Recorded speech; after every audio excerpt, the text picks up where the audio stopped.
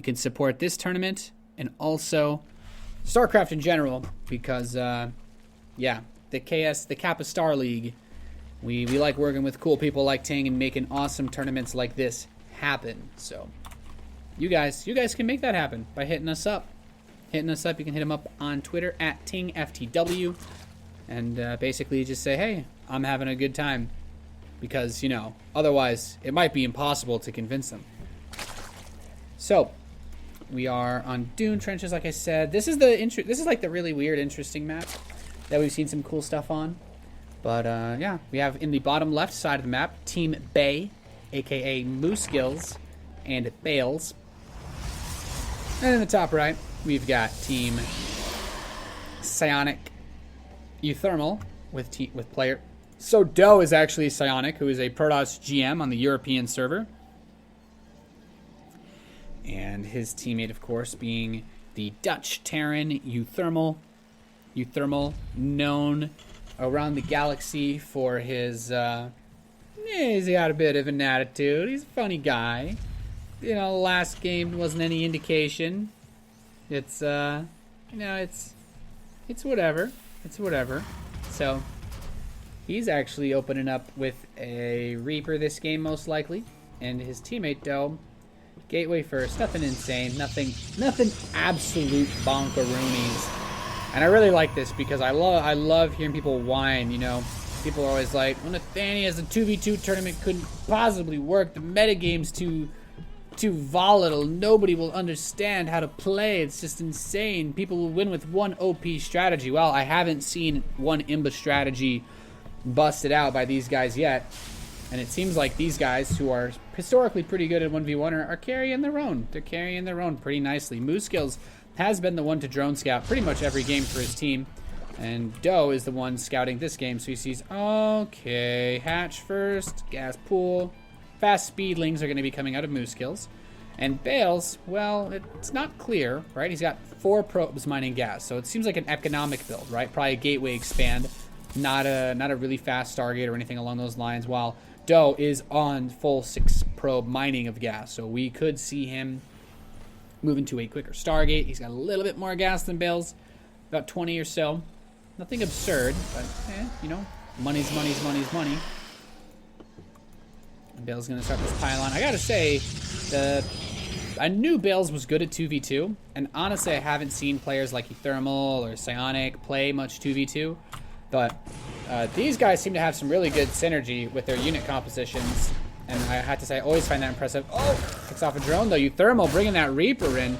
Moosegills immediately losing that drone. That is something that really sucks. It hurts when it happens to you in any game where you're playing ZVT. But in 2v2s, you know, usually you got a teammate to back up on.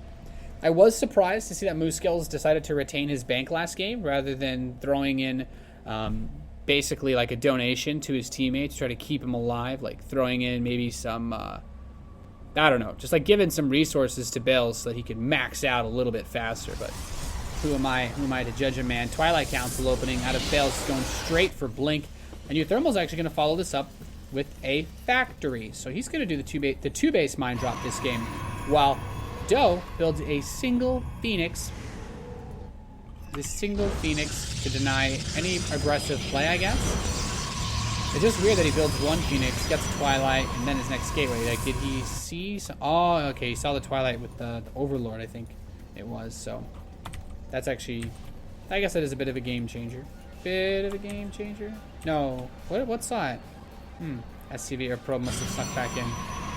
I'm not the greatest observer ever, guys. Unfortunately, I can't just fly flow out to Stockholm to observe for me here, so not yet, at least not yet. And we have the mothership core just kind of chilling, and great commentary, Nate. Starboard is done. We have a medevac on the way, and it is going to be that mine drop that we were talking about. So no fast Hellion play of any sort as the natural finishes. The Blink play off of this late expansion doesn't have to be all in-ish, but it can be. Like, he could go ham. You know what? I actually like it because the observer and how fast he's getting Blink the mine drop really shouldn't do anything. Like, he should be able to snap this up really fast unless he's caught out on the map. Like, that's the doomsday scenario. Because Moosegills is starting to crank out a lot of lings. He's getting ready to hold anything that could come his way, but also put on a bit of pressure. And oh no! Oh no, no, no, no, no, no, no. The medevac's coming. Medevac is coming. Oh, this Phoenix just clears out Overlords. The medevac is coming, and they moved out a lot of units. Okay, I think he realizes what's going on. No, he doesn't know. He doesn't know yet. He saw the Phoenix. He's like, that's one Phoenix, and that opens the door. 2 mines are coming in. Photon overcharges immediately. The mines are going to burrow and pull the probes. Bales. No! Oop, oop. Okay, kills 2 workers.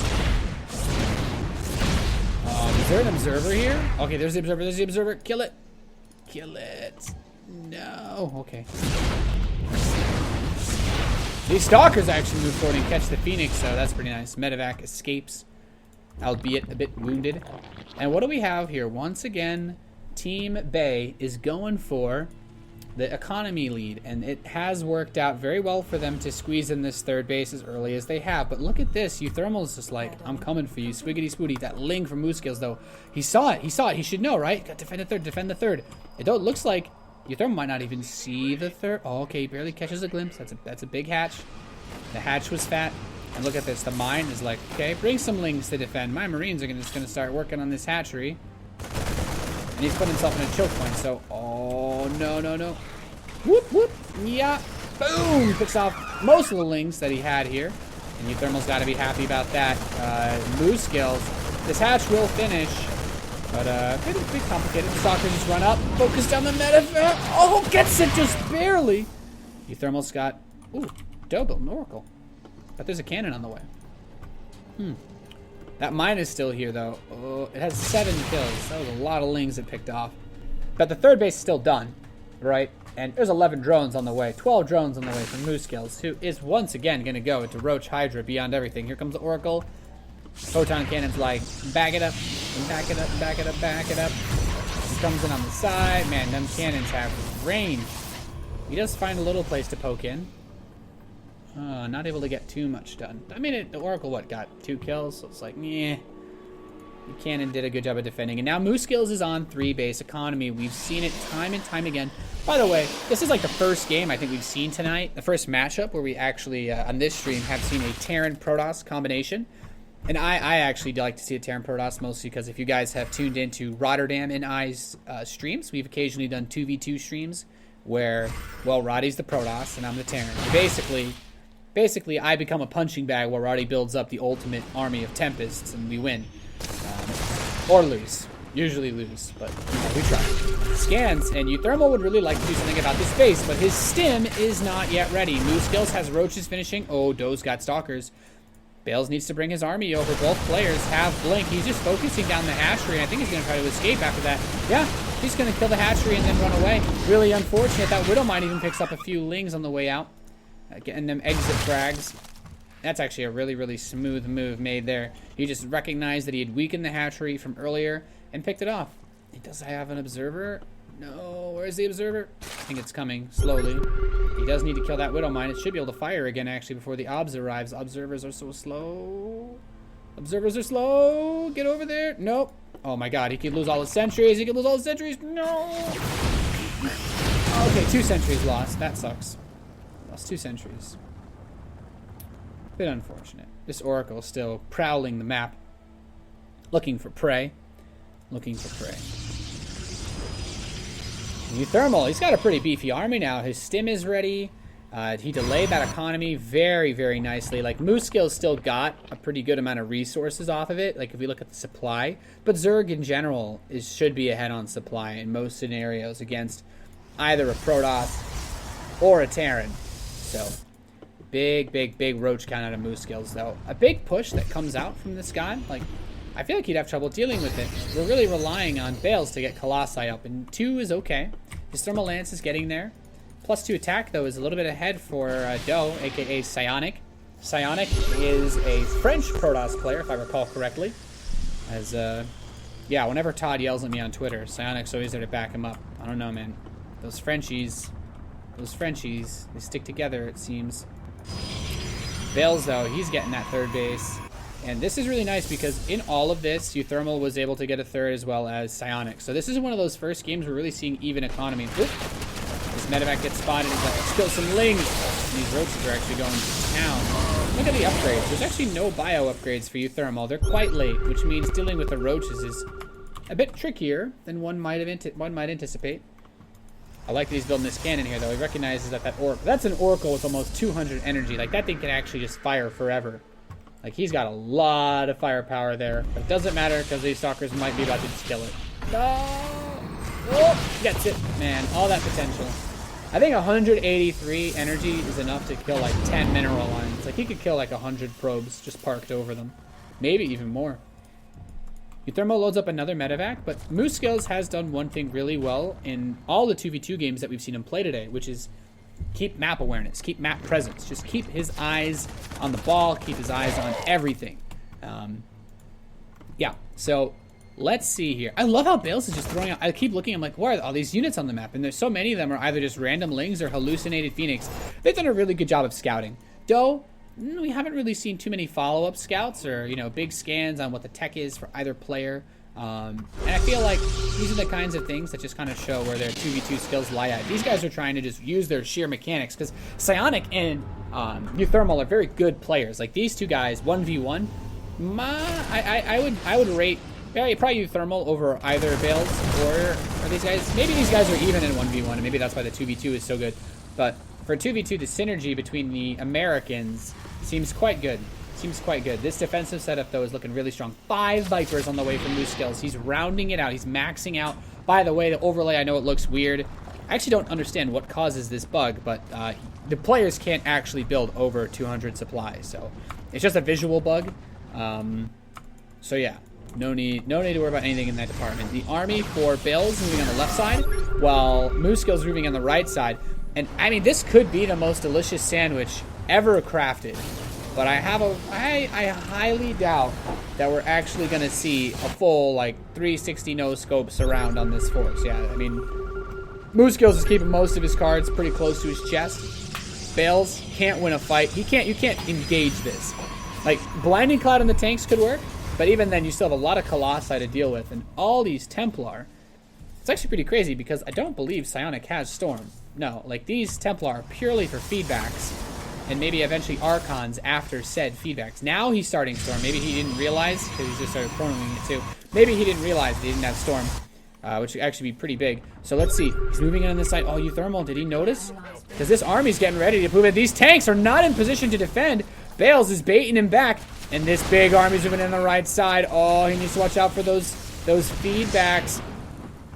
Oh, this is so tense. This army just wants to pick off this base, and oh my god, the tanks are sieging up. This is actually a really good position for uThermal. Bales stepping a bit far forward. He did kill the Nexus. The Colossi, though, ripping into these Marines. The Mothership Core is dead. There's no retreating, and this Protoss army of Psionic is actually doing quite well. The Roaches are running by, trying to pick off the economy. This is actually really, really crazy, because this army is still alive on the right side. This army on the left side is going to get completely mopped up. There's too many Vikings, too much bio. He's trying to trade as best as he can, though, focusing on those big, expensive units. But, oh, Bales, your charge lots, you're not here. So, all in all, oh, Bales also slipped DTs in during all of this? Ah, the scan. That feel when you don't have an observer, but your teammate can scan for you. I didn't even notice that. Oh, wow, did he just kill, like, all of his workers? Well, as you guys can see, there's too much action going on in this 2v2 for me to follow, okay? This stuff's getting pretty crazy over here, boys and girls. Getting pretty crazy. So let's look at the aftermath. Moosegills has a ridiculous bank.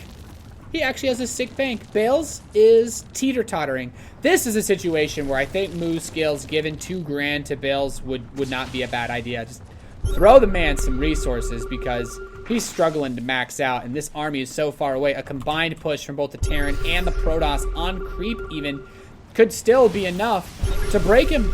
There's not an answer to this army without the Protoss force, and this is still just a lot of zealots really out of Bales because he's been broke for a while here. I mean, this base is beyond forfeit. This is just going to go right down, completely dead. These zealots will chase. Weirdly enough, Doe does not have charge, but Bale's still throwing around some DTs. The scans, though, are quite real. As, can he even stop this army? I think uThermal's army with this many storms from Doe or Psionic, I think this is too much. These Zealots are going to clean this base up. +3 Zealots without charge. Don't see that every day. Here come the Vipers. He wants to Blinding Cloud everything. He's going to Blinding Cloud a lot of the tanks. Blinding Cloud some of the Colossi, but the Zealots run into the storms. And this Roach Hydra is actually able to engage in a large portion of this force without that tank support. So Moosegills is actually making it work with the ridiculous amount of money that he has banked up. But some of the tanks in the back still able to fire that next Blinding Cloud. Actually missed the mark in fighting against Colossi tank. Oh my goodness, even with the bank that Moosegills has, it just isn't enough. He's building 41 roaches. These Archons, what are you doing? Oh boy. No, fails. Oh, it's not enough. GG, uThermal and Psionic take game number 2, and we have